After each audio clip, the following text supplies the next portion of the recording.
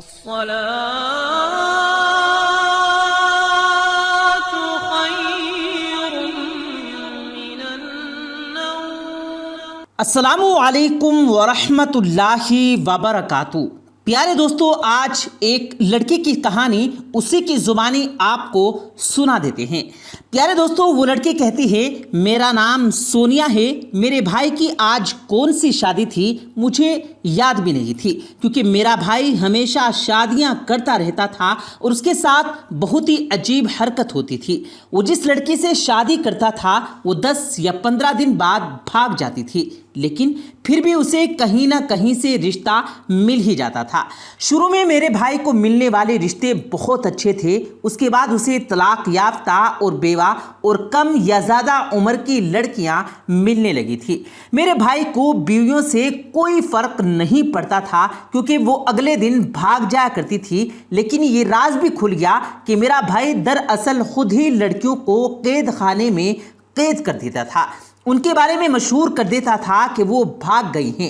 ایک دن شادی ہوئی اور اگلے دن صبح میری آنکھ شور پر کھلی۔ لڑکی کے والد صاحب آئے ہوئے تھے اور شور ڈال رہے تھے، کہاں گئی ہے میری لڑکی، کہاں غائب ہو گئی، کیا کیا تم نے اس کے ساتھ؟ تمہارے بارے میں مجھے پہلے بھی باتیں سننے کو ملی تھی، لیکن میں نے یقین نہیں کیا تھا، اور تو نے بدلے میں کیا کیا؟ میرا بھائی بھی ان کے ساتھ لڑ رہا تھا اور کہنے لگا کہ آپ کی لڑکی ٹھیک نہیں تھی اور وہ اس کا الزام مجھ پر لگا رہے ہیں۔ اگلے ہی دن اپنے کسی یار کے ساتھ بھاگ گئی ہے۔ میں تو خود پریشان بیٹا ہوں، میری عزت داؤں پر لگ رہی ہے۔ اس شخص نے بہت باتیں سنائی اور کہا کہ چھوڑوں گا نہیں تم لوگوں کو، پولیس بھیجوں گا، جو کر سکتا ہوں کروں گا، اپنی بیٹی کو نکلوا لوں گا۔ یہ سن کر میں بھی گھبرا گئی تھی کہ اس گھر میں پولیس آئے گی، پتہ نہیں کیا کچھ ہوگا۔ میرا بھائی یہ سب نہ جانے کیا کرتا ہے، اس لیے وہ ڈرا ہوا نہیں تھا، لیکن اس کے بعد وہ شخص کہاں گیا پتہ ہی نہیں چلا۔ پہلے بھی ایسا ہو چکا تھا، جب کسی کی بیٹی کو آپ غائب کریں تو ظاہر ہے وہ آرام سے تو نہیں بیٹھے گا، گھر میں لوگ آتے تھے، شور مچاتے، پولیس بھیجنے کی دھمکی دیتے تھے، لیکن اس کے بعد پتہ نہیں وہ لوگ کہاں غائب ہو جاتے تھے اور معاملہ بالکل ہی بیٹھ جاتا تھا۔ ہمارا گھر بہت زیادہ پرانا نہیں تھا اور ہمارے گھر میں تہخانہ تھا۔ مجھے اچھی طرح یاد ہے کہ ہم بچپن میں وہاں پر کھیلا کرتے تھے۔ وہاں پر کسی دور میں ہم نے مہمانوں کے لیے کمرہ بھی بنایا تھا۔ جب ہم جوائنٹ فیملی میں رہتے تھے تو میرا ایک چاچو وہاں اپنی بیوی کے ساتھ بھی رہتا تھا۔ اس کے بعد وہ جگہ پرانی ہو گئی اور پھر اس میں گھر کا کباڑ رکھنا شروع کر دیا۔ پھر میری دادی نے سارا کباڑ نکال دیا اور اس کا دروازہ ہمیشہ کے لیے بند کر دیا۔ سارے چاچو اپنے اپنے گھروں میں شفٹ ہو گئے۔ گھر میرے بابا کے نام ہو گیا، میری ماں یہاں رہنے لگی اور اس کے بعد میری ماں اس دنیا سے چلی گئی۔ میرا بھائی بڑا تھا، وہی میرا سب کچھ تھا۔ میرے بابا کے محلے میں بہت عزت تھی، یہی وجہ تھی کہ میرے بھائی پر بھی سب لوگ بھروسہ کرتے تھے۔ وہ محلے کی مسجد میں مؤذن بھی تھا، بچوں کو قرآن کریم کی تعلیم بھی دیتا تھا اور بہت ہی زیادہ نیک انسان تھا۔ کچھ لوگ تو اپنے بچوں کو اس کے پاس دم کروانے کے لیے بھی لایا کرتے تھے۔ اسی طرح اسے مختلف لوگ رشتے بھی بتاتے رہتے۔ بھائی ابھی تک کافی ساری بیویوں کو تہ خانے میں بند کر چکا تھا اور یہ بات میں اچھی طرح سے جانتی تھی، اور اب کی بار وہ دوسرے محلے سے بیوی لے کر آ رہا تھا۔ میرا بھائی جب بھی شادی کرتا تو بیوی کے لیے بہت سا سونا بھی بنواتا اور نکاح کے وقت ان کے نام ایک پلاٹ بھی کرتا تھا، لیکن یہ بات میں اچھی طرح جانتی تھی کہ ہمارے پاس ایک ہی پلاٹ تھا۔ وہ ایک ہی پلاٹ بار بار میرے بھائی بیویوں کے نام لکھتا، جس سے اگلے بہت زیادہ خوش ہو جاتے اور کہتے کہ لڑکا تو بہت اچھا ہے، لیکن پھر مہینہ 10 دن بعد ہی وہ لڑکی غائب ہو جاتی اور بھائی کہتا کہ کہاں چلی گئی ہے یا کسی کے ساتھ بھاگ گئی ہے۔ مجھے نہیں پتا کہ میرا بھائی یہ سب کیوں کرتا تھا۔ اس دفعہ جب اپنی بھابھی کو دیکھا تو میرے قدموں تلے سے زمین نکل گئی، کیونکہ میں اسے اچھی طرح جانتی تھی۔ وہ میری ہی کالج کی لڑکی تھی، بلکہ میری کلاس فیلو تھی، لیکن وہ مجھے دیکھتے ہی پہچان گئی۔ خوشی سے پھولے نہ سمائی۔ اس نے کہا کہ یہ لڑکی تو میرے ساتھ پڑھتی تھی، اس کا بھائی ہے، یہ تو بہت اچھی بات ہے۔ اس نے اپنے گھر والوں کو میری وجہ سے ہاں کہہ دیا۔ میرا بھائی رشتہ دیکھنے جب بھی جاتا مجھے اپنے ساتھ لے جاتا تھا. اس کا بھرم رکھنے کے لیے مجھے بھی جانا پڑتا. کہیں نہیں جاتی تو ڈانٹتا رہتا تھا اور کبھی کبھی ہاتھ بھی اٹھا دیتا تھا. لیکن یہ لڑکی تو واقعی میری دوست تھی اور میں اس کے ساتھ یہ سب نہیں ہونے دے سکتی تھی. لیکن روکتی بھی تو کس طرح؟ اس نے شادی کے لیے ہاں کر دی تھی. میرے بھائی کی طرف سے تو کوئی مسئلہ تھا ہی نہیں تو شادی بھی ہو گئی. ویسے تو وہ تہ خانہ اتنا بڑا تھا کہ وہاں پر 10 لڑکیاں رہ سکتی تھی، کیونکہ ظاہر ہے جب کسی کو قید کیا جاتا ہے تو پھر وہ تنگی میں ہی رہتا ہے. اس کے لیے کوئی ہوٹل بک نہیں کرواتا. لیکن ایک بات بہت زیادہ حیران کن تھی کہ وہ یہ کہ میرا بھائی کبھی بھی تہ خانے میں کھانا لے کر نہیں جاتا تھا. ایک دفعہ عورت کو تہ خانے میں بند کر دیتا، اس کے بعد بھول ہی جاتا تھا. اس کا کیا مطلب تھا کہ وہ بیویوں کو بھوکا مار دیتا تھا؟ سمجھ نہیں آ رہا تھا کہ میں کیا کروں. اس لڑکے کو میں نے اشاروں میں کچھ سمجھانے کی کوشش بھی کی، لیکن یہ تو پہلے سے ہی بے وقوف تھی. وہ ہوتی ہیں نا ایک عجیب طرح کی لڑکیاں جو ہر کسی پر بھروسہ کر لیتی ہیں، یہ بالکل ویسے ہی تھی. پیارے دوستو، وہ لڑکی آگے بتاتی ہے کہ ہمیں کالج چھوڑے ہوئے 2 سال ہو گئے تھے، لیکن یہ ابھی بھی کالج کے بچوں کی طرح ہی پیش آ رہی تھی. کچھ اس کو زیادہ خوشی اس بات کی تھی کہ دونوں سہیلیاں مل جل کر ایک گھر میں رہیں گی. نہ کوئی ساس ہے، نہ سسر، نہ کوئی بھابھی ہے، بس ہم دونوں ہوں گی. لیکن اسے کیا پتا تھا کہ 10-15 دن کی مہمان ہے، اس کے بعد اس کی قسمت روٹ جائے گی.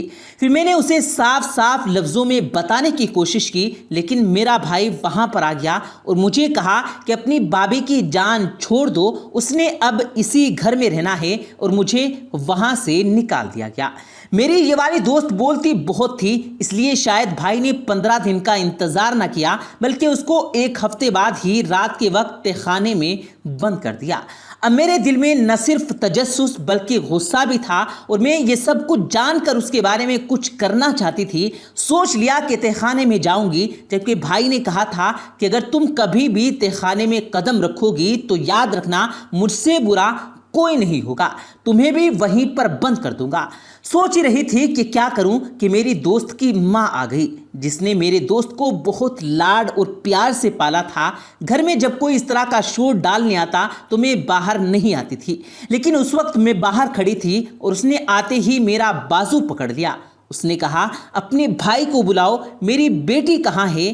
کیا کیا تم نے میری بیٹی کے ساتھ؟ اور میرے بازو نہیں چھوڑ رہی تھی. میرا بھائی وہاں پر آ گیا اور وہ بھی مجھے چھڑوانے لگا. اس نے میرا بازو بہت زور سے پکڑ رکھا تھا، میری کلائی اس کے ہاتھ میں تھی اور وہ بار بار مجھے جھٹکے دے رہی تھی. کہہ رہی تھی، یہ تمہاری بہن ہے نا، جو تم نے میری بیٹی کے ساتھ کیا وہ اس کے ساتھ ہوگا. یہ دنیا مکافات عمل ہے جو دوسروں کی بیٹیوں کے ساتھ کرتے ہیں، تمہاری اپنی بہن کے ساتھ بھی وہی ہوگا. اور اگر کل کو اللہ نے تمہیں بیٹی دی تو اس کے ساتھ بھی وہی ہوگا. میں بددعا دیتی ہوں تم لوگوں کا کچھ بھی نہ بچے گا، تم لوگوں کو عبرت کا نشان بنا دیا جائے گا. دنیا والے تمہارے اوپر تھوکا کریں گے. اس عورت کے تانے سن کر مجھے بہت زیادہ دکھ ہو رہا تھا. میرے بھائی کا دوست وہاں آ گیا، اس نے اس عورت کو وہاں سے نکالا، لیکن جس طرح وہ رو رہی تھی، چلا رہی تھی، مجھ سے اسے دیکھا نہیں گیا تھا. میں نے اپنی کلائی کی طرف دیکھا، اس عورت کی انگلیوں کے نشان چمک رہے تھے. مجھے میرے بھائی نے کہا کہ اندر کمرے میں چلی جاؤ، جبکہ میری آنکھوں میں آنسو آ چکے تھے، میری ہچکی بند چکی تھی. مگر یہ بات سچ تھی کہ میرے بھائی کے کرموں کی سزا مجھے ملنے والی تھی. اور میری قسمت اچھی تھی بھی کہاں، میری شادی کی عمر نکلتی جا رہی تھی. میرے بھائی کو میری شادی کی کوئی پرواہ نہ تھی، میری شادی کی بات تک نہیں کرتا تھا. میں ساری رات روتی رہتی. فیصلہ کر لیا کہ تہ خانے میں ضرور جاؤں گی اور دیکھوں گی کہ وہاں پر کیا ہو رہا ہے. میں ان لڑکیوں کو وہاں سے نکالوں گی، ان کو ان کے ماں باپ کے حوالے کروں گی تاکہ ان کے دلوں کو سکون مل جائے. تہ خانے کی چابی بھائی کے پاس رہتی تھی. سب سے پہلے مجھے چابی حاصل کرنی تھی، لیکن میں چابی چوری نہیں کرنا چاہتی تھی، بلکہ اس کے ساتھ کی چابی بنانا چاہتی تھی تاکہ میرے بھائی کو شک نہ ہو.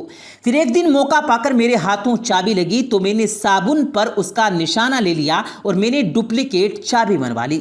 چابی ملتے ہی میں تہ خانے میں چلی گئی. سوچ رہی تھی کہ اندر کیا ماحول ہوگا.